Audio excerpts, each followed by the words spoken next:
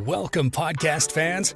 It's time for the What's Up Bro podcast show presented by j&jproductionstudios, the home for all your entertainment needs. All kinds of great topics discussed every week, a variety of different themes offered, special guest appearances, prize giveaways, and so much more. Stay tuned. And now, here are your hosts, Sam Crow and Big Hoss.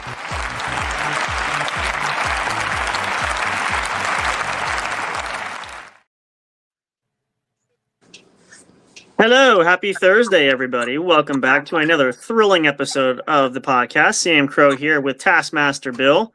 Tonight, we do another interview, which has been kind of the theme over the last, I don't know, I lose track of time, 2 months, something like that. Another exciting one. Been trying to book for a little bit. Tonight's the night. It is here. So we want to welcome to the show. We're going to welcome her, and then we're going to let her give us your background and what you do and all that stuff. It's more exciting when you share it than when we do it. But welcoming her to the stage, and let me find my sound effects. I have a sound effects for a reason. We like to make you think it's a real studio audience.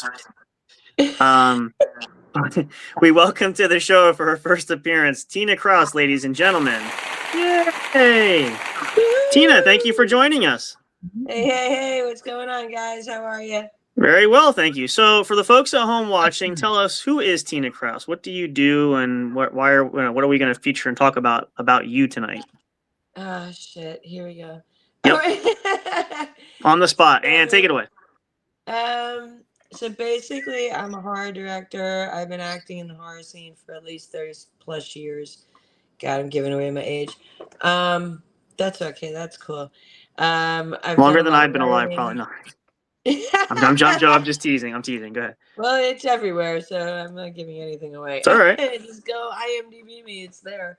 Whatchamacallit? I do a lot of set design, writing, directing, etc., etc., etc. And right now, I am directing a couple of films.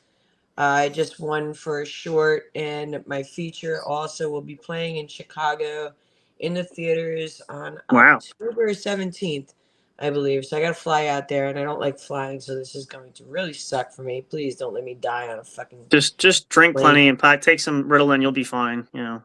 Yeah, I try that. I mean, my problem is this. I don't know what's going on with the air flights, but no one can fly a fucking plane. Turbulence.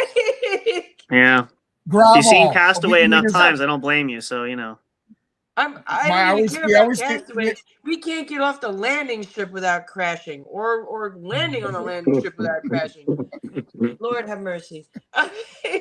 Do you remember that airplane in Toronto a couple of years ago that literally flew upside down across the runway? Not helping, Bill. Plane that basically almost fucking crashed 2 days ago into another. Yeah, you're really not making her feel better. So yeah. I mean, mean, on the good side, everybody survived. But that's very impressive. And yet you tend bar, you model on the side. Like, what is there anything you don't do? Is that a fair question? Yeah, I don't like doing dishes. Okay. Well, that's I think that's the general population, but we can respect that. So, that's what takeout's but for. I still do them, and I don't, I'm trying to stay away from doing them. Well, I mean, it happens. I mean, unless you're going to get a dishwasher, which, you could, but still. What don't I do? I don't know. I'm sure there's a couple of things that I don't clean up manure. That's for damn sure. It's not my job. A farming girl. Okay, well, that's fair. No, I wouldn't make a good farmer. I don't think at all. Not at all. Oh, I could see that for a photo shoot. That'd be a fun photo shoot, but not an actual farmer, no. No. Maybe again, as a photo shoot, perfect. An actual. Are you telling me you've never played a farm girl in any movie with your Daisy Dukes? Oh, no. I have totally played a farm girl. I've never actually done farming. Oh, okay. Well, if you're wearing that, nobody's paying attention to what you're actually farming. We'll just say, if we're going to be honest. I mean, I say that in all due reverence. I'm not trying to be. I'm just saying. I mean, if you're saying, listen, okay, if this is film, and if the wardrobe department has you there, guaranteed nobody's caring if you're farming or not. They're more interested in your wardrobe than what you're actually doing. You could be butchering somebody, but as long as you're, you know what I mean? Like it's a whole aesthetics thing. Oh yeah. As long as I have Daisy Dukes on and I got a big old smile and a daisy in my hair, it doesn't matter. Or barely anything. I guess if you want, go that route, nobody's gonna care. Like it's one of those. You ever see those horror films where it's like the girl is either wearing absolutely nothing or little to it, and you're like, I don't mind if she's killing me because at least she looks good doing it. So you can hack me up all you want. I mean, I feel like this is the unveiled fantasy. well, if you're gonna die some way, Have you Best way seen to the movie go. Hollywood? Have you seen Hollywood Chainsaw Hookers? No, but I know of it. That's like your total boob fest, but over the top gore and silliness, and you gotta watch it. It's I know you've watched it a few times. We get you. So no, I've that's only fine. actually seen it once. I've only seen it once. Sure. That's that sounds like a pothead movie. Like, so if I was gonna watch it, I have a bong. I'd definitely be like fucking high as hell.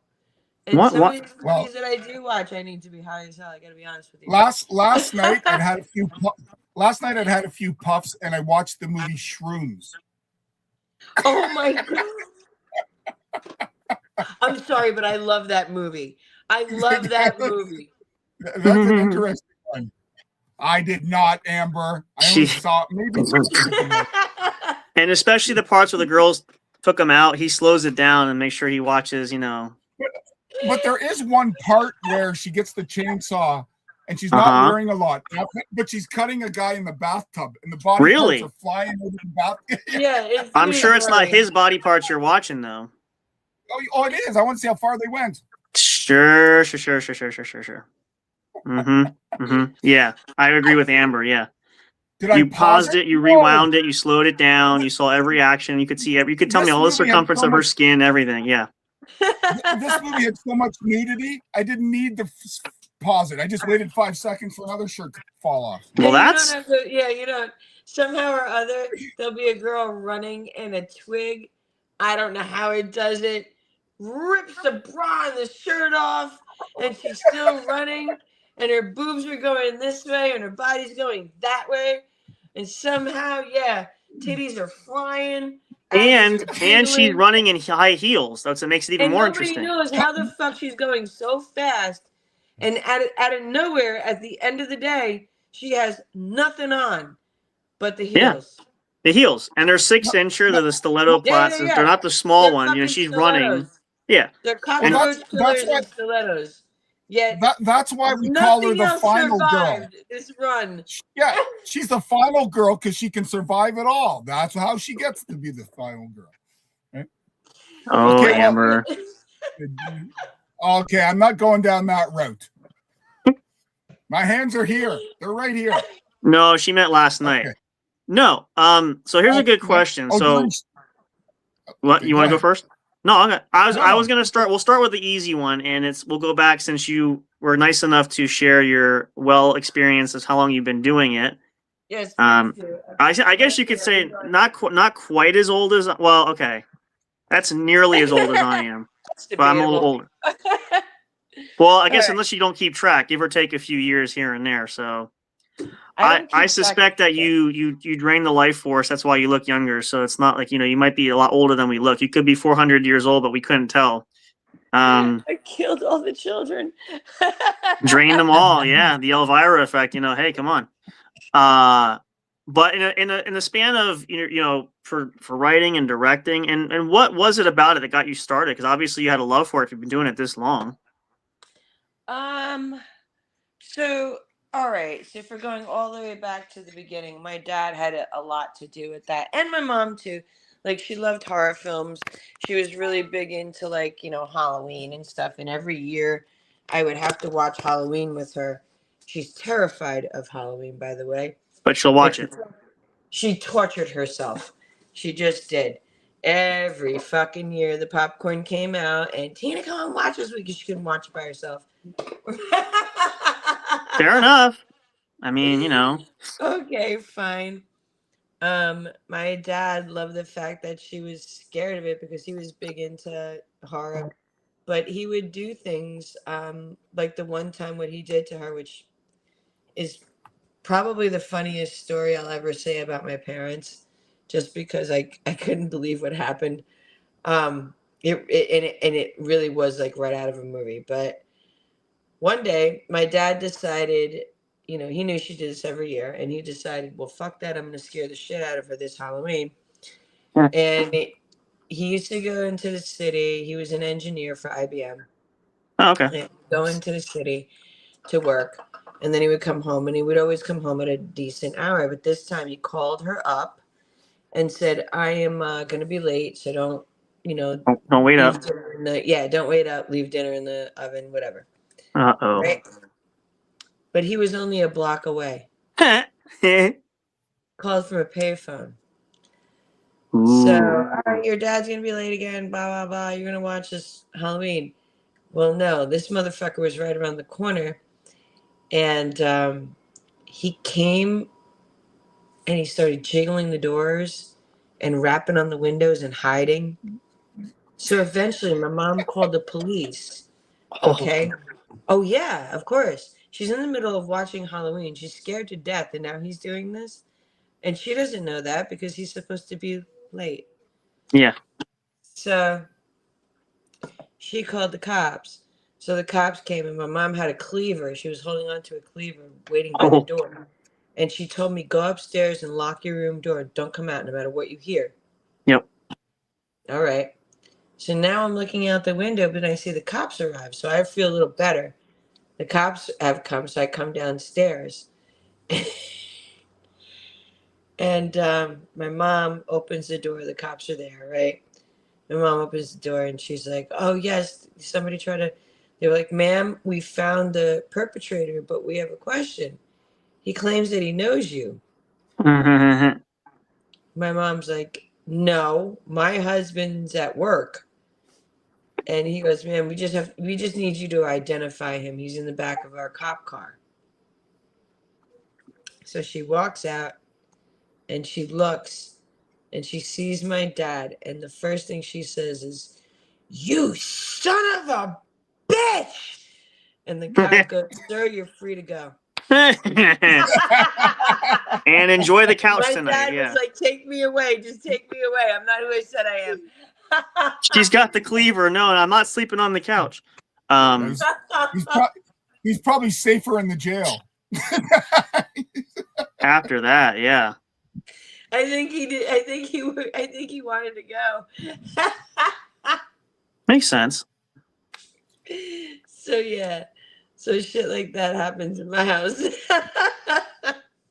So what film, not necessarily Halloween, but what for you film had the biggest impact on you?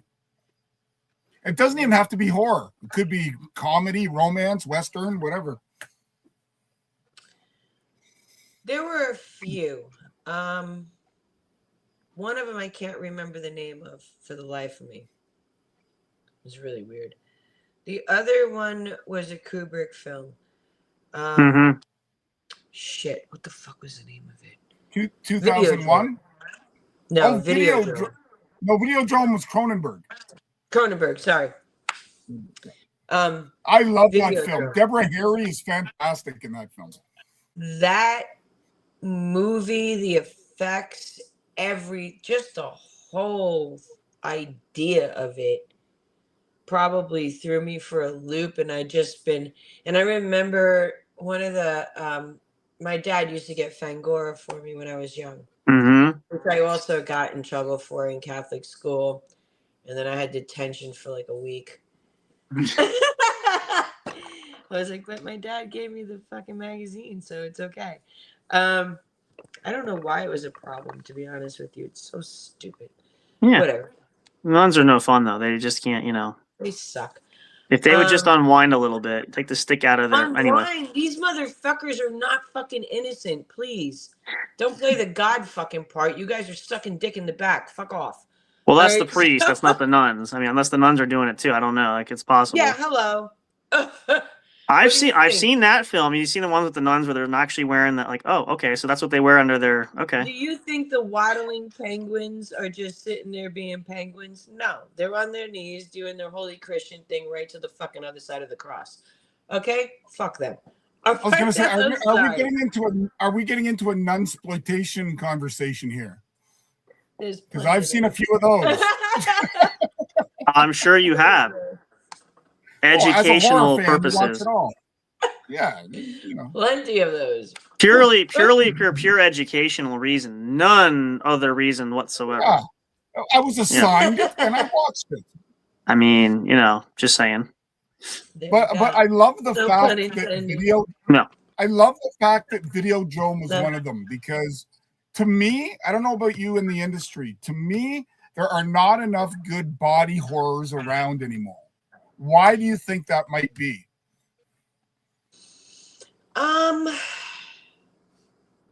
Look, if I'm being honest, all right, when I first started directing and stuff like that, I had a very big gripe, which is one of the reasons why I started directing. I had a big gripe that sex was selling everything and they weren't paying attention to the horror. Right. Yeah? Yep. All right? If titties, a dick, pussy sold a fucking film, gore would just come afterwards. And that's it. And there's your horror film. All right? That's not a horror film. Okay? Videodrome may be one of the very few films that integrated sex, because there's obviously that's what it's based on, okay? But then the horror, and then also the mind control, which is fucking horrific, all right? Because it's shit that's going on now. Mm-hmm. So that was a futuristic film, very much like Blade Runner, the first one. Yep. Okay, still to this day, not even the second one does what the first one did. Mm-hmm. The first one was the future. That's 2050. Yeah. We don't even see that now. Nope. You're starting to see the beginnings of that. So whoever the fuck wrote that, and when I say whoever the fuck wrote that, because there's always other writers that we don't hear about. Sure. Okay. So whoever integrated all of that, all right, was a psycho genius. I'm sorry, but they had some glimpse into the future. Okay. Sure. Which now we're starting to see it. Look at all the rain. Remember in there was a lot of rain. Yep. And the clouds always form. Now we're getting more cloudy weather. We're going to start losing the sun pretty soon. Yeah. Watch. Yeah, it's a combination of Machines are gonna take over the Blade Runner and what's one with Schwarzenegger where he goes Total Recall. Terminator. Total Recall. Integrate those two, and that's what we're going into. That's the world. That's the future. I said, you go back, speaking of Terminator, like there's something to be said. It was ahead of its time with, understanding where, and you can make an argument. I know that people say this is funny when you say this, but even Planet of the Apes, if you think about it, I understand the concept is weird, but if you think about it, or no, actually, you know what's even better? And we talked about Patrick Swayze. One of the films I like too is Red Dawn. We're kind of living in that kind of film, day and age, if you will. See, I would argue it's Soylent Green. We're living Soylent Green. Yeah. We're about to go into that. We're about to go into that. Our food supply is going to become scarce. Okay, between everything that's going on, between the war, between climate change, it all matters, and everybody's focused on one thing here and one thing there, and then nuclear war here. All three of these trifectas come into play. We are fucking doomed. Like people don't understand. When we lose food source, we're going to go after each other. Cannibalism is a real thing. I think you've just talked yourself into the framework of your next film. I already have it written down. Oh, yeah. See? I mean, I can't say it hasn't been done before, but it could be an interesting twist on it, because when you live a real life, it takes place in a psych ward. As I said, it's similar things have been done, but that actually makes it more realistic. So, I was going to say a horror version of Cuckoo's Nest. So think about this. So the next film that I'm working on, okay, is called Bug House, and basically, it's these kids who go urban exploring, okay? But Bug House is based off of a lot of truths. So when I wrote it based off of things that have happened to me and things that have happened, Okay. It's not based off of false stuff. So when you see it, just keep that in mind. So, Okay. so what Um, type of horror would you categorize it as? Straight up horror. Classic It's a pure. straight up horror. Mm-hmm. Yes. Yes. You know, it's the innocent kids going into do urban exploring. And what they don't realize is like, so you know about the Willowbrook, right? Yep. And it got shut down because of Geraldo Rivera, blah, blah, blah. Yep. All right. What people don't know is that when they shut that down, they let all the patients leave. Okay. But they never gave them a place to go. They just let them out into the streets.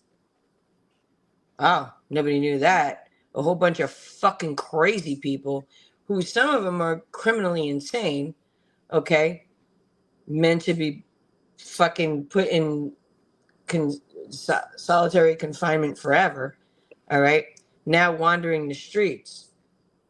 And they don't know home. Yep. The only home they know is the hospital. So as they Right. wind up wandering the streets, now it's abandoned, they go back. Mm-hmm. Right? These kids exploring it. They're going to kill them. Interesting. They're It's like living in there. Yeah, that's. It reminds me of that movie Deathline. That's not the Donald untruth. Pleasence. That's not the untruth. That actually happened. These people didn't have anywhere to go and they were crazy. And the only thing they knew was to go back to the place that they were originated from. Oh, yeah. So Well, it's then the you same have thing they kids say, like, exploring. Yeah. Fucking crazy people are still in there. Yep. And it's the only, when you know that life, that's the only life you know. And I use that line because you heard it, like, the people, the killers, like the Charles Manson's when he said, I'm only comfortable when I'm in behind. I'm not comfortable on the outside. I'm only comfortable inside. It's the only thing I've known for so many decades. And, Exactly. That's all you know. Yep. So And where are you supposed to go?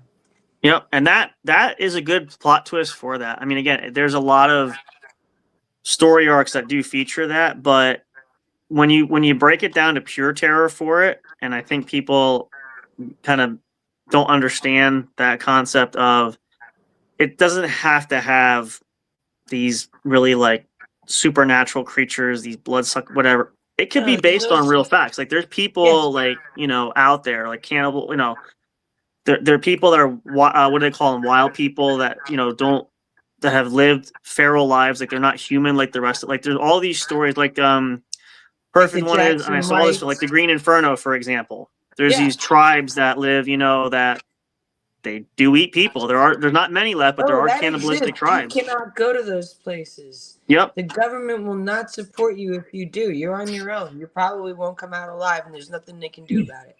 But it's based on real stuff. Like people don't like this. There are actual, like you go to the Amazon, there are tribes, indigenous tribes that live that we don't, that haven't seen humans.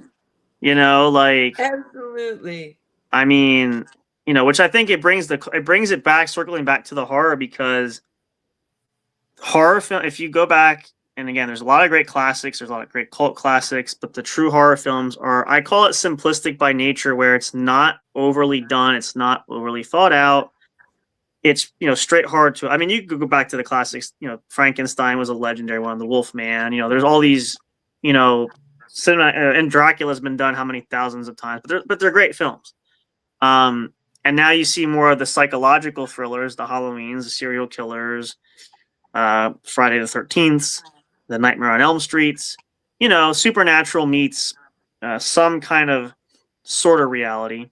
But, you want that, for me, and I know Bill's kind of maybe similar, but the horror for me is like, I get caught up in the story too. Yes, I know there's going to be blood and gore, and any horror person wants to see that. But like for me, when I'm watching it for the film, it's like you want to follow the story as well. So like if it's whoever the hero is or the protagonist is, you're following this, what's going to happen to them, people interact. You obviously know somebody's going to die. It's a horror film. So like, not everybody's going to walk away. I want to know the characters. I don't even care about that. I honestly want to know, like, so everything when I write something, I write about the characters. So each character, whether they're going to live or die, probably going to die. But spoiler alert, no. You know, they probably are, but you never know. True. I write a lot. So a lot of what I do, I think I'm very heavily influenced by Korean horror. Okay. Okay, big time. I love Korean horror. I think some of my favorite movies were outside of obviously there's American movies that are my favorite, but there's a lot of Korean movies that I fucking love, and the TV shows I rank them the highest of the ones that I've ever watched. Yeah. Even up to now. And I think the reason why is because they're character driven, and Mm-hmm. I tend to be too. And if I cannot relate to the characters, I can't relate to the story. I 100%. just can't. I Yep. lose it. Like I'm like, all right, this is fictitious. That's fine, great. Well, I'll watch it when I'm fucking stoned and don't care. You know what I mean? Yep. But then, I'm sorry, but like, but if I'm drawn into the characters and their personal stories, then I'm like, I'm really interested. And then when something happens to them, I'm like, oh shit. Like it really, and I've found that to be one of the reasons why some of the people who are very successful in horror, now that I watch them again, I'm like, oh, you Mm-hmm. really did sink into the character. Yep. You really did, jump into, even if the character's the evil person or not, Mm-hmm. whatever it is. It's You funny. jumped It's funny into that you both mentioned of them. Korean films because I mean, Here we films go. like A Tale of Two Sisters, Train to Busan, I Saw the Devil. Love it. Like these I films, saw the devil's great. you get behind the character. In Train to Busan, you might even cry at the end. Yeah, Legitimately. it is crazy. So, because I noticed there's a difference between Japanese horror and Korean horror. There's a very distinct between the two. Whereas Japanese gets more into folklore and supernatural, the Korean gives you more straight ahead, but they give you some backstory. Okay, so yes, you're right about that. There's some TV shows that I always say. So, Sweet Home. I don't know if you've ever saw it. It's on Netflix. Mm-hmm. Okay. I saw one of them. I didn't know if it was Korean or Japanese. I honestly didn't know. It's Korean.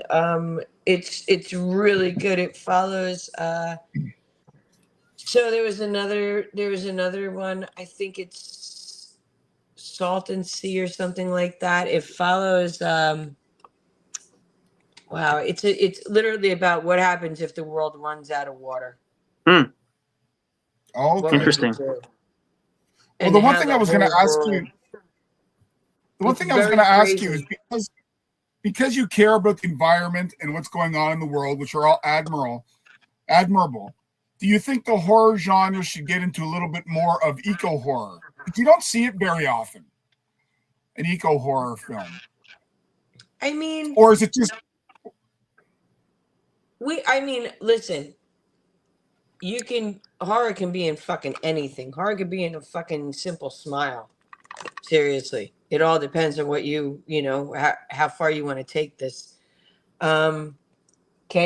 Should they? It all depends on the writer, man. Whatever he wants to do. Could you? Absolutely. Could it be terrifying? Definitely. The writer has to decide whether or not they want to use that. True. I feel like, and I mean, and if you're going to talk about I could write something about this thing, and it doesn't have to do with bombs exploding, right? It's simple, just swimming in the water. We had a scare the other day. I had an open wound. I surf. I was told I couldn't go in the ocean because there was a bacteria skin-eating disease in the oceans that I swim in, that I surf in. Not to mention So sharks, but that's a whole separate thing. I wrapped my hand up as best as I could, and I went with, I'm not going to not surf, sorry. And I went surfing, and then I realized when I pulled the wrap off, the water had gotten underneath and in. And I was like, well, if I die today, shit. Hey, and I mean, was watching it for hours. well, bringing it back to Patrick Swayze, that's what his philosophy was in Point Break. Well, He took a that was more 50-foot of a wave. that was ride the ultimate wave, and then when you go, Yeah, you go. he took a 50-foot wave, which most people don't survive. You're not. However, He's not coming back. Yeah, I mean, come on. if But I mean, you it's if you almost like ride, the Jaws moment, though. I mean, like swimming there, open wound. I mean, I actually met. It was interesting too because if everybody's seen Soul Surfer, you know the story. I actually met Bethany Hamilton actually at one point. oh wow. But it's interesting when and again, interesting fact of shark attack. Anything's random. Like nothing happens on it. Some of these horror stories are real. And the misconception, like the Jaws made everybody afraid of sharks. Obviously sharks don't bother us. We go into the water. That's our own fault because we're invading their space. They're not coming on our land. It's like you get a bad rap. Same thing like killer bees or the fear people have fear of. Oh gosh, I can't even think of it. Some of these horror things people get afraid of. It's like I get it, but in the same time, fear really strikes at the core psychologically. So you kind of work yourself into a frenzy where You can. might not be real. You think I would be surfing if I were afraid of sharks? I'm going tomorrow. So. I could see you being. Why don't you just get in the cage? Just get in the cage and feed them. Just get over the fear. No, there's no cage. I'm on a surfboard and I'm out there. I look like a fucking seal to them. I mean, it could happen, but technically. But I mean, again, you're not bothered. But it's the concept. If you understand. I mean, we're not purposely looking for it, but things happen. And I mean, a lot of these films are based off of the storylines are always some kind of tragedy, like someone relative Final dies. Destination. You can walk out in the street and get hit by a bus. Right? Could happen. You go on an airplane. We talked about airplane crashes. Knock on wood. Thank you. You're welcome. This gives you more reason to have plenty of drink before you take off. Have you ever seen that skit on the Twilight Zone with William Shatner and there's the creature on the wing? That thing on the fucking plane. The wing. Well, the nice thing is we can say we knew you went. If this is your last interview, then thank you for being here. Yeah, then we can keep this and get good ratings. Yeah, exactly. We knew you when, We knew her when she was about to go and see her film played in a fucking theater in Chicago. Never made it. Tragically, the plane crashed halfway and we never saw her again. We have Atlanta Sports Set singing from over my right? See, it writes itself. So let's take this another route. You've been in a lot of different films, a lot of different forms of horror, with some everything from sexy comedy to slasher horror. Who are a couple actors or actresses you've worked with where you were like, damn, they're good? I mean, I don't think I've ever said it like, I don't know, like I've never actually or you were impressed. If that's what you're asking. If you're impressed by somebody. Oh boy. Shut up. If they're watching, no. Right? Yeah. I've never actually been impressed by anybody per se. However, okay, I will say this. I do have a friend that I worked with in Wave Productions, and I always tell her this every fucking time I see her and deal with her. Her name is Debbie. Deb D. She missed her calling in comedy because she's fucking hilarious. And not because of anything she says or does, it's just her. Okay. Like just her presence is fucking funny. And then the things that she says, she just because of it, it just adds that more of a funny twist. So if I was ever gonna say that anybody left a lasting impression on me as far as like me being like, oh shit, you could have did something else and you'd have been really good at it, it would have been her. Well, there you go. Now my follow-up question. She just sent me a happy birthday text. Hey, there you go. Hey. Now here's I want to get more of an interesting question. Here's a good one, and I'm just genuinely curious because I hear this question a lot. If you could do a scene, and we'll call it a romantic scene with any actor there, that you could choose. Now you can use your imagination. We don't have to go super far, but how it could be a female too. We don't have to. we don't stereotype. I Yeah, but get if you it. had to do a Nobody's love giving a scene kind shit. of thing, who would you do it with? If you could choose any actor, famous, or You'll hate my answer. maybe not. I fucking hate love scenes. I wouldn't want to do it with anybody. Okay, that's fair. We respect that. Okay, maybe just a general that's scene. If you had to actually, share, that is one of the things that I fucking hate the most is a love scene, and if it involves kissing, I'm gonna hate it more. really, wow. Yes. Yeah. I mean, I that's don't fair. like love scenes. I would rather So get you're- covered in blood and kill somebody than do a Okay. love scene. So you're done with closed sets.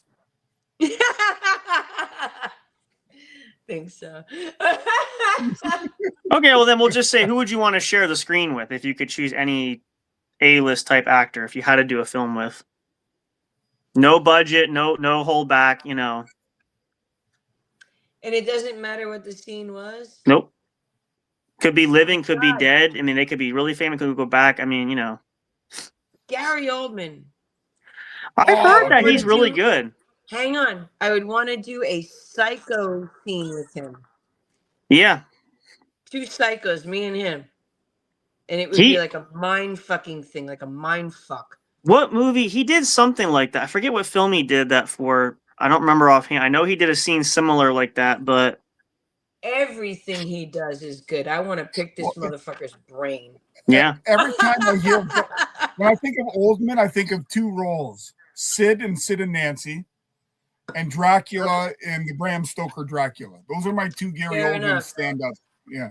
Try True Romance. Yeah. Oh, good film too. Yeah. True Romance. Yeah.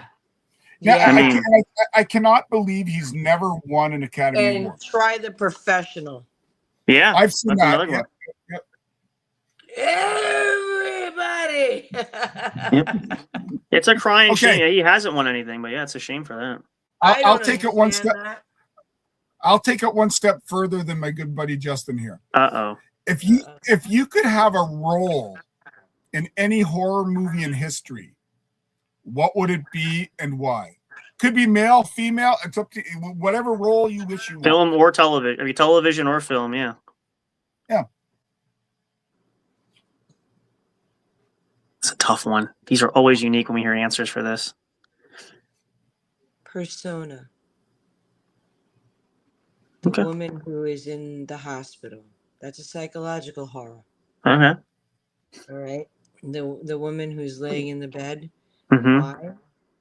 Because to pull that off, you better be a phenomenal actress. Sure. See, now, you better be. I would say, I know she's retiring. Like, you want to take the mantle for Elvira, you could do that. I mean, she's sort of semi-retired. She doesn't do a lot of that. I could see that. Right. So, I could see you as Ellen Ripley. That's a good one. In Aliens, walking around in your underwear and then killing all the aliens. Of course you could. You had to take it there, didn't you? No, but and you went to mention not the aliens, but what she's wearing. Yeah. Yeah, but she is the ultimate. Say no to that. Like, no, we won't either. So Yeah. No, but she is the ultimate finals girl. She's tough as nails. She has no fear. She has empathy for aliens out. Fuck that noise. But it's like, what was she doing in the film? I don't know. I remember what she was wearing, but I don't know what she was doing in the scene. So. and on top of that, she was in great shape. The other character I would like to play, and this is gonna sound really off, okay? Really, really off. But The Visit. Mm-hmm. Do you remember the old lady? Mm-hmm. Yeah. There you go. Yeah. There you go. When they discover something underneath the porch. Mm-hmm. Playing hide and go seek. I'm gonna find you. Why not? She's got no underwear on and she's bare ass, and it's like, what the fuck? Yeah, hang on, wait. Okay, I'm good. I I asked that question to Dee Wallace, and she said Ellen Burstyn in The Exorcist. Okay.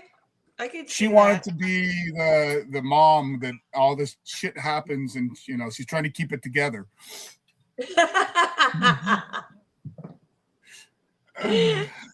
Oh. Wow, that just gave me a yeah. Do you ever get pitched scripts behind the bar? Yes. Do you? Yes, all the time. So they know that I'm Yeah, a but not. director and stuff like that. I was gonna say not from a drunk guy at the end saying, "I think you would be good at," but like an actual. Oh, I script. get that too. Don't make no mistake. I've gotten a whole fucking, and they're porn scripts. So like, Oh well, naturally. like, dude, I'm in horror, not porn. And they're like, yeah, but you look great doing. I'm like, okay, you'd look really great if I kicked you across the avenue and you got fucking run over by a Mack truck. That'd be awesome. But Well, I mean, you could be in horror and yet sultry. I mean, there are like, I'm just saying. I'm not saying it to, I'm not saying they're. I wrote half this shit in my film, so yes, I get it. But these guys suck. Well, yeah, there's a more diplomatic way to say it. Basically what he's saying is you want you to do it because he's like, just whip them out. We want to see it. That's basically what they're saying.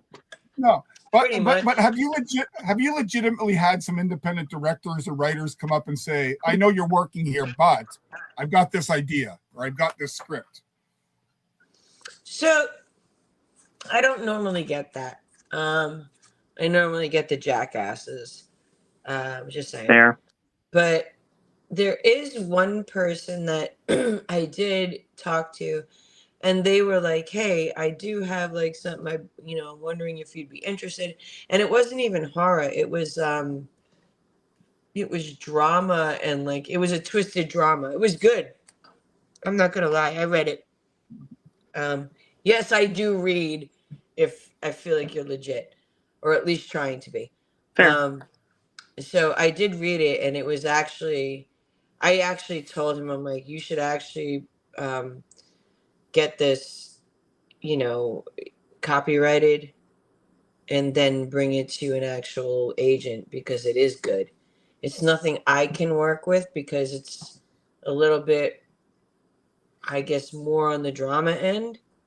But he was like, oh, no, I just wanted your opinion. I was like, well, that's my opinion. Get it copyrighted and fucking protected and take it to an agent. And try that, because I know that's not easy because I have friends that have written scripts and they just sit in limbo forever. Oh no, you got to move your ass on it. They don't wait for them. They ain't gonna fucking chase you. You got to chase them, and that's the thing that nobody tells the other person. And even me, I still have to chase, and I have a name, and I'm still chasing, and I got to fight and bang down the door. So if you think you're too big for that, you're going to lose off the bat. Well, one of the things our network does, which we would love to have you on, is we have a chat group that's nothing but horror creatives, directors, actors, writers, behind the scenes. We could throw you into that, and we've got people that have just started, and we've got people that have been in the business 50 years. Like, it's everything in it, All right. So oddly enough, I've been in the business for a long time. I'm independent, and I also work for the union. So are you a SAG? Are you part of SAG? Not even SAG. I'm local 52. I build sets. So decorator and set design, blah blah blah. Okay. I'm also a head production designer on a lot of fucking sets. And that's a whole other different union. And I think what I'm going to do sooner than later is I'm going to hit the union up for directing, because I'm in the AGFA right now.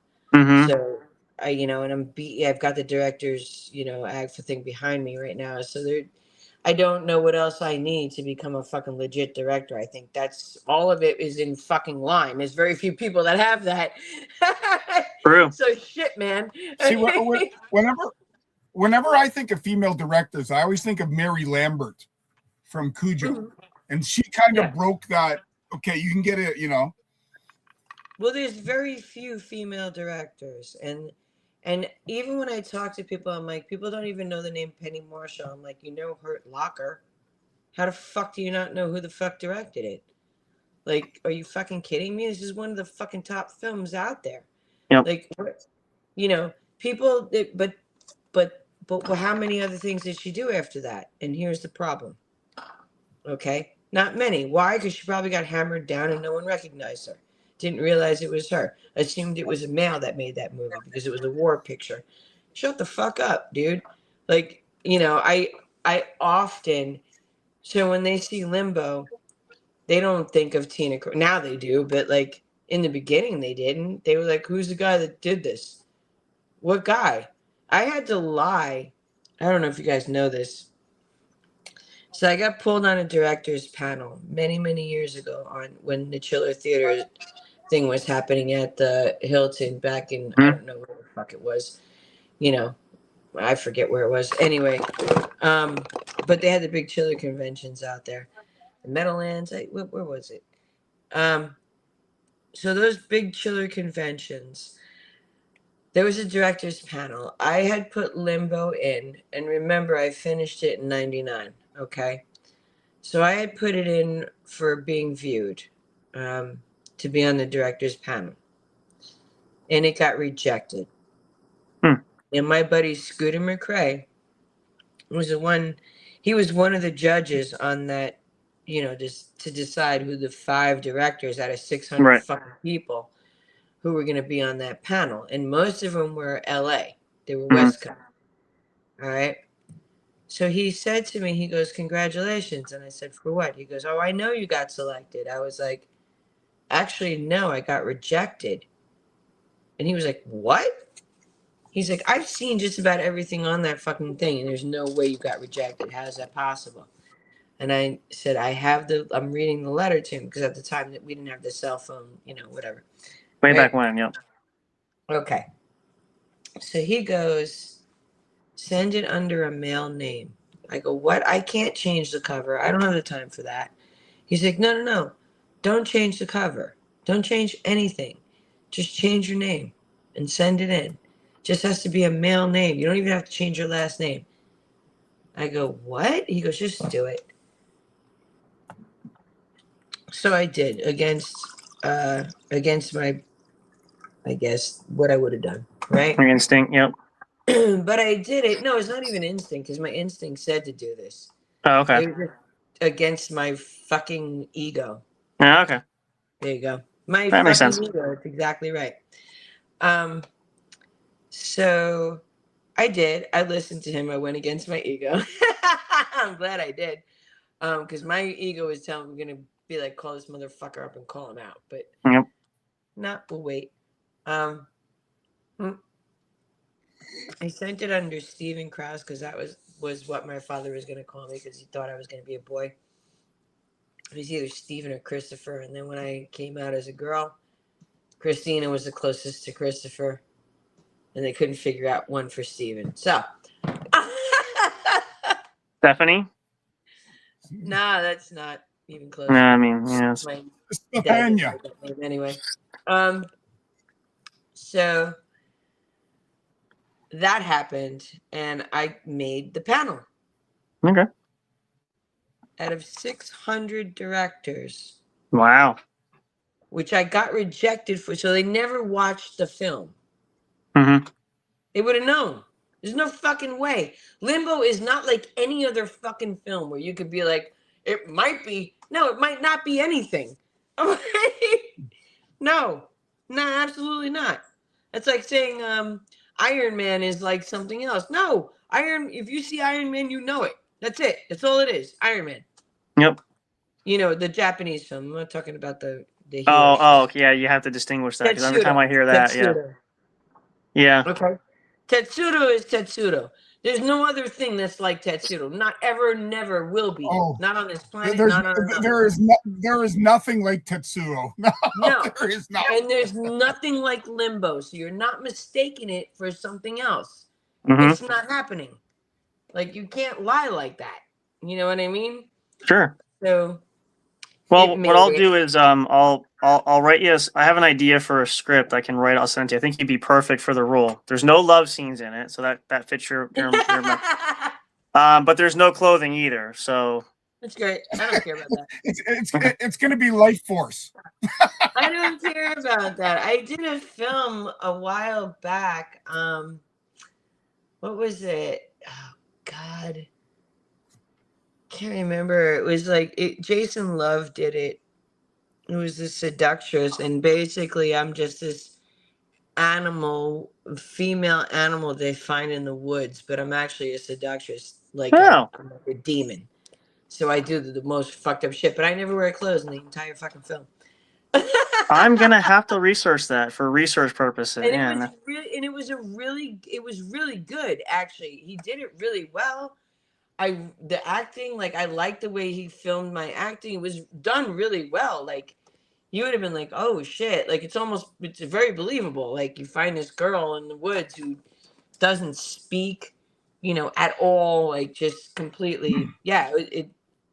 It was a pretty fucked up. It was a fucked up film. It was good though. Brian Love is the director. I'm gonna have to So look that up. I would be remiss if I didn't ask you about Silent Night, Bloody Night 3. I quite enjoyed the original from '72. I think it's an underground film that hasn't seen enough. I wasn't haven't there seen yet, number, so what was it like with number 3? It was actually fun. I'm not gonna lie, it was actually a lot of fun. We had a lot of fun with it. I enjoyed playing the crazy person in it. naturally. Oh, there you go. There you go. Is it far from your personality? No, it's not. Not at all. Be aware. Wow. As in 1972? Yeah. No. We redid the. Oh no. thing. No. Yeah. She did it in 2023, but the original. I was gonna was from say because that's like 72. way before me. Okay. Yeah. No, not No, that no. old. Jesus Christ, or I'd be Well, like I'm gonna say vampire. I don't know. I mean, if you're living off a life force, you could be a lot older than we recognize. I don't know. Although my friend was But laughing at me. did He's they like, they "What the make you fuck? watch? Who are you killing?" I was like, "What?" He's like, "What Did- baby like blood are you sucking?" I was like, "What are you talking about?" He's like, "We're supposed to be the same age, and you don't look anything close to me." I was like, Well, it's and not it's my even like fault." I say this, and it's like it's complete reverence for it. But like even some of the shots you've done photo shoots, it's like my gosh, like just I don't know if a lot of it's obviously got to be you. I don't want to say it's camera related, but it's just like you can tell if people don't age well or some people don't shoot well, and clearly that's not your problem. And again, I do say that with all due respect. I don't say it to be but it's just incredible because everybody, some age gracefully, others just they fall off the wagon. I guess that's the nice way to put it. But People did they stress make you too watch? much. Did they make you watch the original to do it, or there's no continuity at all? No, they didn't make me watch anything. That was just do it. Natural craziness. Okay. Gotcha. Yep. Okay. Fair point. And I just go like for a little. All right, so people don't know this about me. I went to SVA. I was doing a lot of like art and stuff like that. Very advanced in it. Obviously, if I'm going to fucking SVA, it's an Ivy League school for that shit. And it's really expensive. Yeah. Super fucking expensive. Jesus Christ, I could have had a house by now. Anyway, fuck you, SVA. Anyway. Is that what the SF stands for? Stupid fucking? Is that SFA? Should be. Yeah. It should be. But I was going there, and during the time, I had to make up some credits. And they didn't like the courses that they were offering and the times that they were offering at because I had other things that I wouldn't have been able to do it. So there was an acting course, but it had to be at the Lee Strasberg Theater. They had an affiliate. So if you wanted to get those credits and you wanted to take an acting course, you weren't going to get away with it by doing some stupid shit. You had to go to the Lee Strasberg Theater. Right. And Mrs. Greenberg, who was in The Fifth Element, was the teacher. Interesting. So I had to take those classes, and those classes were not easy. You would think they were. No. But I fell in love with acting. Hey, there you go. Some positive. Are you a method actor? Actually, she took me to the side, and I was doing these open gala things where it was like open plays, but they weren't totally scripted. So you were doing a lot of ad lib. Okay. A lot of improv. And figuring it out. And a lot of it was comedy and drama. So I did a lot of comedy and drama on stage. Okay. And I also did musicals. Oh, Jesus. Well, we all do those at least sometime, you know. I can't see you as a return in Oklahoma. I just can't see it, you know. The Sound of Music. God. Yeah. West Side Story. A jet is a jet. I had to do this musical, and the guy who directed Hair was the director for this musical, and he was fucking hardcore. And I was like, I don't sing. He goes, you do now. I'm like, oh shit. He's like, and you're the solo singer, so you better fucking do it right. Yeah, don't mess up.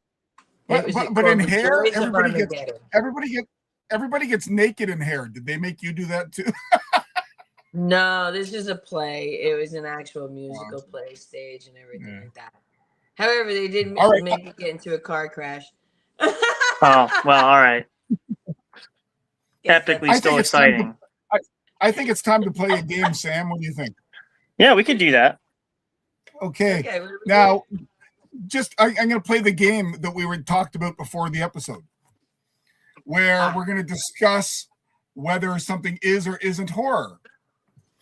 Because it's always a debate these days. No, this is psychological horror. No, this is a period piece. This is horror is horror. But I love the debate. Does it fucking scare you? Does it scare you? See? But what if Pinocchio scares you? Is that a horror film? Well, that's a whole different kind of, you know. Okay, so the granddaddy one is Silence of the Lambs. Is that a horror film or not? Yes. Yes. See, I say no. I consider that a police procedural. That's on the creepy side. Okay, I can see where you're going with that. But it is also a serial killer, and more than one. Yeah, it is. It puts the lotion on the skin, or it gets the hose again. Okay, number 2. I consider this horror, but my wife does not. Jaws. Yes. That's horror, for sure. That's old school horror. You don't see anything, but the ambiance of the music just makes you sit in your chair. That's the most horrific fucking film, dude. Are you kidding me? Yeah. Well, that's a monster eating people. Doesn't get any better than that. Yeah, that's fucking monster horror. I swear, Robert Shaw, how he didn't get an Oscar nomination is beyond me. I want to know that too, because he was great. He was fantastic. Top of the line, yeah. I think he's the greatest character in American film that never gets recognized. Okay, 2 more. Black Swan. Is Black Swan a horror film? No. Yeah, I don't think I would either. You wouldn't go there. No Country for Old Men. That's more of a revenge fucking film to me. Yeah. I wouldn't call it horror. I call it action revenge. Yeah. Okay. American Psycho. Yes. Is that a horror film? That's horror. Absolutely. And we will finish up with The Rocky Horror Picture Show. Is that a horror film? Well, I mean, okay. Well, feed me, Seymour. What do you think? No, that's Little Shop of Horrors. Sorry. Yeah. You got to think about a man walking around in a corset. That's what you got to think about. Let's do the time walk again. Tim Curry is the best of that, yeah. Susan No, Sarandon. it's not a horror. That's fun. That's more comedic, yeah. Or the one that's like it is, what about Phantom of the Paradise? I don't know that one. Or you don't know? Oh, it's a musical one as well. Oh, if it's a musical, how can it be? Well, I shouldn't say that. Musicals can be scary, but for different reasons. Oh, if you've seen Anna and the Apocalypse, I don't know that one, so I can't comment on that. Have you seen Anna and the Apocalypse? No. No. Okay, it's another one that's kind of horror straddles that line. You know what? Anyway. Here's a fun one. I got a fun one. I've seen Phantom of the Opera. That's a good one. Now, it depends on what version. There's lots of crappy. There's lots of shitty versions of that. So, well, here's my question though. I know you're not a big fan of it, but if you had to choose, and this is a great question, would you rather do a musical or be in a Twilight film? If I had to choose, oh, that's easy. I'd rather be in a Twilight film. I hate musicals. I don't like really. I mean, I feel the opposite. If it were up to me for an act, I would not. Sparkly vampires just don't scare the. They don't. That's not horror. Oh no! The whole point is, I don't like being on stage. Okay. Well, I mean, it could be a major motion picture. It's all musical, but it's doesn't have to be theater. All right, so sparkly vampires are stupid, and that's fine. I don't give a fuck about them. All right. That's not horror to me. That's like a fucking love story that dumb. Goes wrong. I mean, just dumb. I mean, I get it, but then it's the whole if it's a vampire, it's werewolf. Okay, or shape. I don't know what they call. If you were asking me, would I rather be in something that made more sense then yes, okay. I'd rather be in the musical. Okay, right? That's fair. But I fucking hate musicals, and I don't want to sing, and I don't want to dance on a stage. So you don't want to do a readaptation of Grease, then, is what you're saying? Nope. Okay. Okay, I will give you my last question because we've been going on a while. I know that everybody's against remakes, and for the most part, I am. But if you could star in any movie to remake it, what would it be and why? The Shining. I'd love to know where it goes. Ooh, would you take over Nicholson's role? Or what would you do, though? No, I'd be one of the ghosts or something of the nature. Oh, there you go. I wouldn't. You don't want to be. I want the story to be fucking ace. I think she just died actually not long ago, if I'm not mistaken. Who? The actor that played his wife in The Shining. I forget what her name is, but Oh, Shelley. Yeah. No, really? Yeah, I saw that somewhere. She just died because they brought up the Shining reference and said she just passed away. Was it a month ago or something? 2 months ago? Oh. And I only know because her accolades were she was the wife to counterpart Jack Nicholson in that film. That's the only reason why I recognized. Yep. Shelley Duvall. Shelley Duvall. I didn't know that. Let me see if she's still alive. Hold on. Oh, you're gonna fact check me? Okay. I'm gonna fact check you. Yeah, that's right. Okay. No, she died in 20. She died in 2024. Okay, almost 2 years ago now. Yeah. Wow. And talking about Stanley Kubrick, you know that the torture he put her under to get that role. Oh yeah, he talked about that. Yeah. Scenes and everything. Yeah, I did. Yep. He pushed her to her psychological limits, but he got that reaction on film. And apparently, she said, I guess she felt the same from Nicholson. I guess he was just as crazy with her. She's on set. He was just like, it was kind of not scary. I guess scary, but not scary to be around him for those scenes. So, let me say this as a director, okay? I'm not faulting him for doing what he did because I put some of my actors through some shit to get what I need to get out of them. But sometimes they just don't fucking listen. Right. But okay. And sometimes You just can't get anything out of them until you put them in a certain place. Yeah. That sucks for the director because sometimes we're sitting here going, let me say this about directors, okay? Just so everybody understands, so we don't kill the director. Sometimes the director has to do this, has to sit there and do something against their better judgment. Sure. I know this is gonna fuck with somebody, but I need this. I need this reaction. They're not giving it to me, and I need it. So I'm going to do this to get it, and then we're gonna cut it.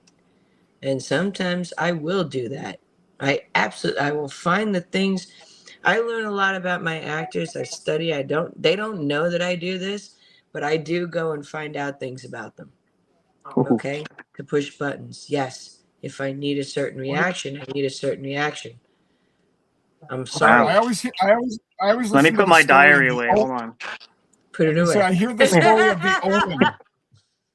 The kid at the end of the Omen, and he's holding his dad's hand and he looks away and he kind of smiles. Well, it was the director had to get goofy just to make him smile. That wasn't the kid's first instinct. You have to do what you have to do to get the reaction that you have to get. The problem is in film, nothing's fake. Yep. I taught an acting class and everybody said, oh, in order to act, you have to pretend. And I was like, Yeah. And I said, a really good actor, nothing's fake. None of you are saints.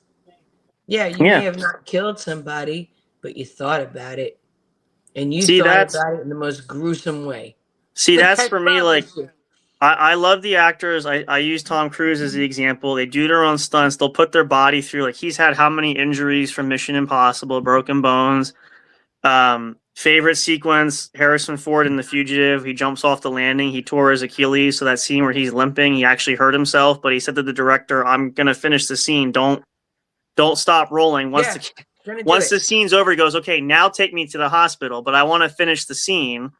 So I like the commitment where, and those are real, like, you hear about these things on set, what was the other? Food poisoning on his set, on Scooter McRae's set one day. Yeah. I had food poisoning. I was throwing up every 5 minutes. They had to keep cutting the scene, right? And I was supposed to be like, hey, blah, blah, blah, happy-go-lucky. And every 5 minutes, I'd be like, to run over in the bathroom. I'm good. At the same time. All right? And I finished the scene. Hurry up. I got 5 minutes. Go ahead. They're like, you're about to fucking go to the hospital. And I'm like, nope, we're going to finish it. We're good. And that was it. And we did it. See, it's commitment. And that's great. Like, and we had one of the actors we had on, I use this because we love the story, is she does horror. She does her own, her own gory scenes. And she's like, I'm going to take, when we do the gore scenes, I decorate myself in the blood. And I don't care if it says it's not supposed to be ingested. It's not supposed to be I have it in my eyes. I have it in my nose. She goes, I'll go to the hospital later, but I want the scene where I'm like all bloodied up. And I'm like, well, that's dedication because it says not to ingest it and you're ingesting it. So as long as you don't take poisonous amounts, we're good, I guess. So that's on the borderline of stupidity. I'm like, I'm sorry. I mean, I get it. I mean, I guess some crafting involves superior commitment, but you just don't want a Crow situation, Brandon Lee. You don't want that kind of stuff happening either, right? No. Well, that was a bad prop moment. I blame the prop department on that one. They dropped the ball for gotta check it. Last thing I'll say, Tina, I think you would have been great. I think you would have been great in the movie Society. Have you seen Society? Oh, yes. I think you would have been great in that one. That's a great movie. That is a really good. That's body underrated. Horror. Yeah, I think that's an underrated movie. And that's a good one. That's a good, I think you could be a party goer there. I think you could. There you go. Oh, here's my last question since we're talking about this, especially because from the director's standpoint too, and I know this caused controversy, so I have to ask this. I know this was all settled. I'm assuming you're familiar with the Alec Baldwin incident on the set with the gun.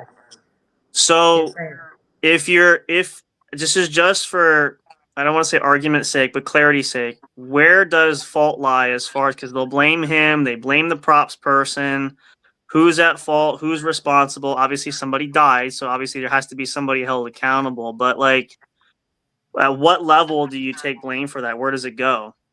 So it was Alec Baldwin running the set. Yes, correct. He's the director. Yeah, I think so, right? I believe so, if I'm not mistaken. Yeah. right. It's definitely him running the set. Yeah. I'm being facetious there. That is his fault, 100%. First of all, there's some things that they don't tell you. That girl didn't want to be a prop person because she knew she didn't have the proper amount of, I guess, training to be that, to be the armorer. Okay. Yeah. And she had said it, and he said it's no problem. Well, that right there is a fault. Okay. Secondly, and most importantly, especially if you're the fucking person running the show, you should know. You were in this industry for how fucking long? On what level? Long time. The highest level there is to be on it, right? Yeah? Yep. Why the fuck are you playing around with props? Yeah. No, that's fair. I'm sorry, Alec Baldwin. You're 100% at fault for everything. Your ass should be in jail. You should get no parole. All right? And if they want to give you 20 to life, that should happen. Yeah. What ended up happening? Did anybody take the fall? I feel like there was a settlement of some kind, because I know it kind of disappeared. There was a settlement, and then there's some other shit that's going on. And I heard something recently that it brought it back to this. I was like, what the fuck? I thought this was over with. Right. But yeah, something came up. Honestly. I mean, go ahead. Honestly, he should go to jail. Like, you went against every fucking thing, and then you caused somebody to die. Right. You're at fault. Yeah. I mean, I can see that. You pulled the fucking trigger. Yeah. I mean, that's fair. I can see that. The other one I can equate it to was the Twilight Zone movie with John Landis, where he was using underage Vietnamese actors, and the chopper went down and somebody got decapitated. That was Vic Morrow. Yeah, that was Vic Morrow with that one. Yep. So I think that was 1982, if I'm not mistaken. Yeah, 81, 82. But they had enough of the scene shot that they finished it with them, but it ended not the way that they would. But Vic Morrow, that's how he died. It was him, and then the two child actors. They got their heads decapitated in the scene because the chopper flew too close, and obviously they cut them literally. Well, it was at night. It was in the middle of the night, I think, or late at night, and the little actors shouldn't have been out there, and they broke all kinds of. Well, I heard there was unsafe environment because they didn't.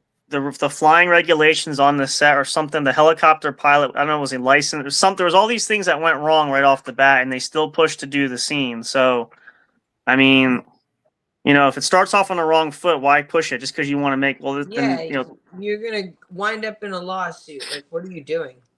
Yeah.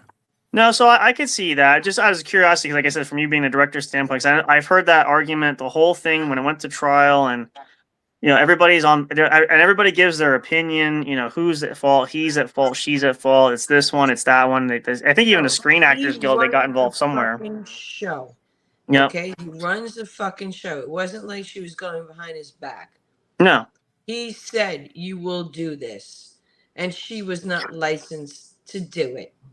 Yeah. And if you are the proprietor and you allow somebody who is not licensed to do something, when something goes wrong, you, sir, are at fault.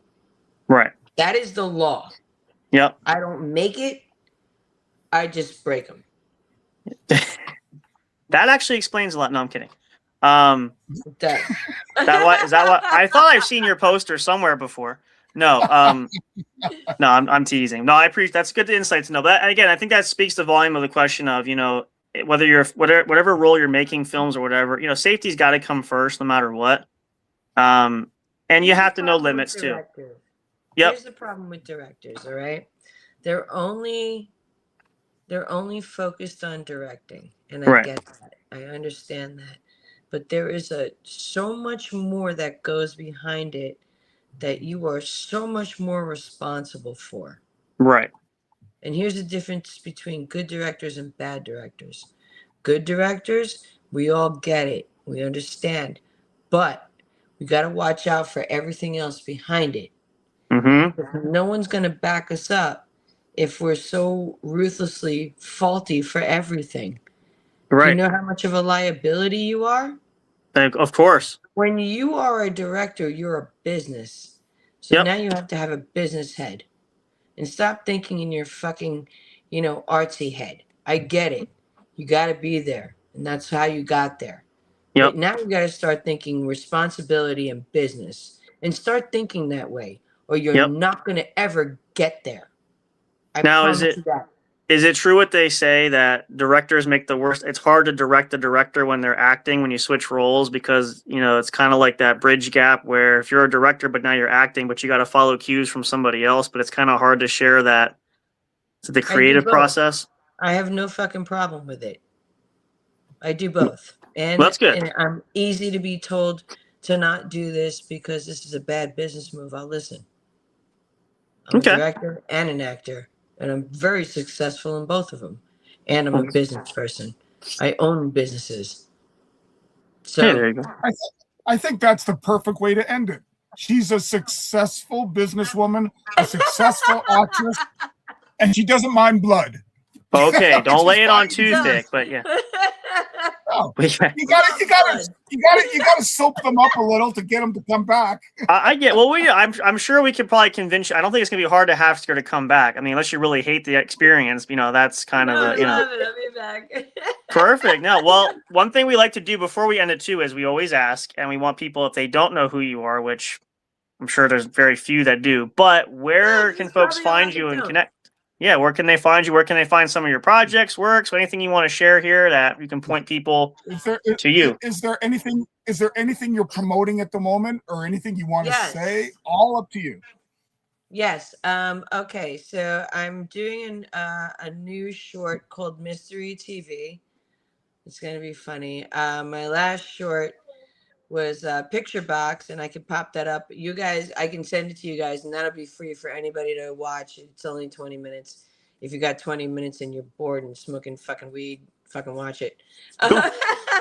Simple, like it, yeah. I was gonna say, can I message you in an hour? Can I get you in an hour? No, that's limbo. And then the next two movies are going to be features, which I'm working on right now. So that one's Bug House, and we talked briefly on it about people actually going into an abandoned insane asylum and what really happens. So that's actually what Bug House is based on. And Sundowners is based on the aftermath of that. So Sundowners won't be done for, a couple of years, but Bug House is the one I'm working on right now. And then Mystery TV is a fun little short that we're working on. I'm probably going to start shooting in September. But I will give you, and you can put it on your podcast too if you want to, people can link on and watch it. I'll give you Picture Box, which had to do with an old camera that if you photograph anything, it gets sucked into the soul of the camera. Oh, yeah, okay. Life. Yeah, okay. And anytime anybody can see it is if they view it through the camera, but they also lose their lives in the process of doing it. Interesting. I also see you're shooting something called Red Lips. What is Red Lips? Oh, that was a long time ago. Oh, it says in production. That's weird. That was they didn't update it. Like when I was like 22. So clearly they didn't update it anymore. I am a vampire, so it might look that way. It says you play a professor. Yeah, that's a long fucking time. Okay, really, well, according to that shit. According to IMDb, it's upcoming. It's Well, upcoming. clearly IMDb Oh, doesn't really? update their So stats. they So decided to actually to edit it now, 30 years later. Awesome. I guess better late than never, as they say. I guess so. I'm gonna live forever. I don't know. I mean, like I said, if you age like you are, I don't see why that's impossible. So I'm beginning to So I think take that. it. I take it you're not shooting hex signs. No. Hex sign. What the fuck? What are you It says it's looking in. at? It says it's in pre-production. What the fuck? you might have to make a phone call. You have to make. I don't even know who to call. How about this? 8 faces shoved in cake with toothpicks. Are you filming that one? No. It says you are. It says you're filming them. You clearly don't read your IMDb, do you? No. Clear. No. Oh You might my have to start God. doing that. Yeah. No, none of that is happening. I don't even know what the fuck that is. Because it says you have 5 projects in pre-production or whatever, 5 projects in pre-production. Have any of them been anything that I've said to you right now? Probably not. No. I doubt it. Okay. Oh, What you the? just completed. Tommy got his gun. Did you just finish that? Yes, I did finish that, but that was a couple of years ago, like 3 years ago. All right, so at least they're getting It says closer. They And said that was just a drama. finished. Okay. They're only 3 That years one I off, so will they're be getting proud closer. of. Yeah. Listen, you know what? Well, it's funny. I'll just say this as a fun thing because I saw this and what is that? I forget who's in it. I think it's John Malkovich that's in it. Isn't it that movie where it was filmed in 2015? They're not gonna show it until 2115. It's gonna be like 100 years after it was made. Like it's in the vault thing. Like they're not gonna show it. So I'm like, well, I'm not gonna be here to see it, but you'll be like that. All your films will be doing it, and then eventually I swear to God. We'll be dead. What the fuck is this? What are you talking about? Like, what It'll be like that Jerry Lewis movie where he's a clown in a concentration camp. And you never see it. I mean, not to date you, but like a lot of the stuff you started filming, like I was born, and I clearly have grown up since then. So I mean, I'm just saying. So look, we know I'm not that old looking. You could see me. I mean, honestly, I will say, like, the shots I've seen, like, and I'm not, I genuinely mean this, like, your shots are just fantastic. Like, the skin, like, I could not even begin to guess how old you were just based off of those because it just looks flawless, honestly. And I don't know how much of that is just you or the camera or both, but. Okay, how about this one? Did you just finish Amityville Aliens? That was a while ago, like maybe like 3 years ago, I want to say. They have it as 2026. No. So clearly IMDb has, yeah. Okay. We'll write you a letter for you. We'll contact some people, yeah. We'll complain on your behalf. Finish editing it 100% like the film, but not my scene. Well, what we'll do is on your behalf, we'll reach out and say we have it on good authority from the creator herself that this has been done a long time ago. You really need to update your, Yeah, I don't know where they got that. No. I know that guy put that film out. No, I don't know. Where are they getting this? Where are you getting that information from? IMDb, right on IMDb. Oh my God, they are fucking up. So what I want you to do is have one more glass of wine, smoke a gram, and then go on your IMDb. I don't think I want to because I'm probably going to get mad and be like, all right, I'm going to say some fucked up shit because I know me because I'm an asshole. And I'll say I'm like, hey, douche rags, are you fucking sniffing fucking meth? Like, what are you doing, bro? Like, I finished this film 30 years ago. Like, I don't know where you've been, but... You know what you say is you go back like, I finished this film. Most of you guys are probably just born. I just finished this. You were all coming out of your mothers at that time, and I finished it. I'm just going to send pictures of like some old granny. Like, no, like before and after. Do one of your model shoots. Like, this is what it looked like after I had my blood drinking situation. I had my scene. Yeah, you did a film called Son of Gacy. Oh yes. 2024. Yeah. Yes, that's correct. Okay, so That at is least they're not correct. entirely wrong. They get at least No. 1 out of like 10 right. Yeah. Son of Gacy's was done 2024. Yes, that is All right, correct. that's fair enough. That's consistent. Well, Well, we're glad we can help Tina, you out with that. I was going to say, Tina, Thank this you. has been an absolute blast. We can't wait to have you back. Maybe Anytime. maybe you and I can have a puff together while we're doing this. It'll be a fantastic time. I would love that. You are welcome absolutely anytime. I'll be the designated driver. I don't do that, so I'll just kind You of. can be the DD. You're just gonna drive. Well, Yeah. we'll make it worth your while because you won't stop laughing. I promise you. Okay, that's Okay, fair well- enough. I well, can be the Tina- dad at this time, so you know. I was going to say, well, Tina, don't be You're a like, stranger. you two idiots, I'm leaving you off at the next fucking light wherever If that I have to is. turn this show around, So, Tina, don't be a stranger. Keep yes, us please. up. We'll get you on Facebook, and if Yeah. you need an extra, you're shooting in Toronto. I am there. Oh, really? Oh, nice. He's not eager at all, but yeah, so that's I just want the craft services. That's all I want. My only request is Oh, if you really make him good an craft. extra, can you please make sure his character dies? That's my only request. Oh shit.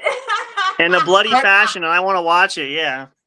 But I don't have to wear pants. Yeah. Oh, don't say that. You want No. to wear if you don't hey. Nobody wants to see the banana hammock. We're good. Thank you.